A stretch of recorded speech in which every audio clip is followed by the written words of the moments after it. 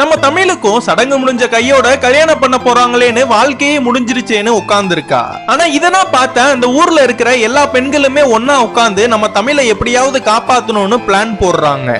இந்த பொண்ணை கூட்டிட்டு போய் பஸ்ல ஏத்தி விட்டு வேற ஊருக்கு அனுப்பி விட்டுறலாமேன்னு பார்த்தா நம்ம தமிழ் பஸ்ல ஏறாம பொண்ணுங்களை படிக்க வச்சாலே பொண்ணுங்க ஓடி போயிருவாங்கிறதுக்காக தான் பொண்ணுங்களை படிக்க விடாம மட்டம் தட்டி வீட்டு வேலையனா பார்க்க வைக்கிறாங்க.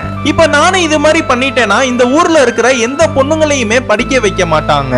இதனால இவங்க எல்லாருக்கும் பயந்து நான் ஊரை விட்டுனா போக மாட்டேன், இங்கேதான் இருப்பேன்னு நம்ம தமிழ் சொல்றா.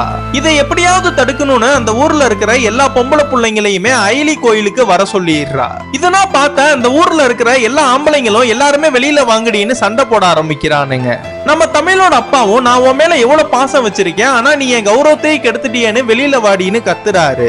உயிரே போனாலும் பரவாயில்லையேன்னு எங்க அம்மா என் கூட நிக்கிறாங்க, ஆனா உன் கௌரவம் போயிருச்சேன்னு அருவாளை தூக்கிட்டு வெளியில நீ நிக்கிறியேன்னு இந்த பொண்ணு கேக்குறா. இதெல்லாம் கேட்ட நம்ம தமிழோட அப்பாவும் மனசுடைஞ்சு போய் அந்த இடத்தை விட்டு கிளம்பிடுறாரு. பொம்பளைங்க இவ்வளவு திமிரா பேசுறாங்கன்னா அதுக்கு காரணம் அந்த ஸ்கூலு தான். அந்த ஸ்கூலை அடிச்சு நொறுக்கணும்னா எல்லாம் சரியா போயிட்டு அந்த ஸ்கூலுக்கு போய் அடிச்சு எல்லாத்தையுமே உடைக்க ஆரம்பிக்கிறாங்க.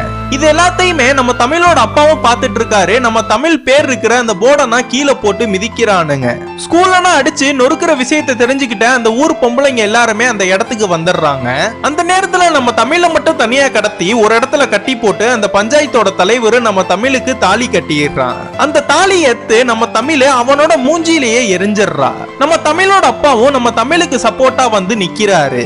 இது மாதிரி கலாச்சாரத்தை காப்பாத்தணும்னு இவன மாதிரி காட்டு மிராண்டி தனமானா யாரும் நடந்துக்காதீங்கன்னு சொல்றாரு. நம்ம தமிழோட அப்பாவும் எல்லா பிள்ளைங்களையுமே அந்த ஸ்கூலுக்கு கூட்டிட்டு போய் என் பொண்ணோட பேரு அந்த போர்டுல எப்படி வந்துச்சோ அது மாதிரி உங்க பேரும் வரணும்னு சொல்றாரு.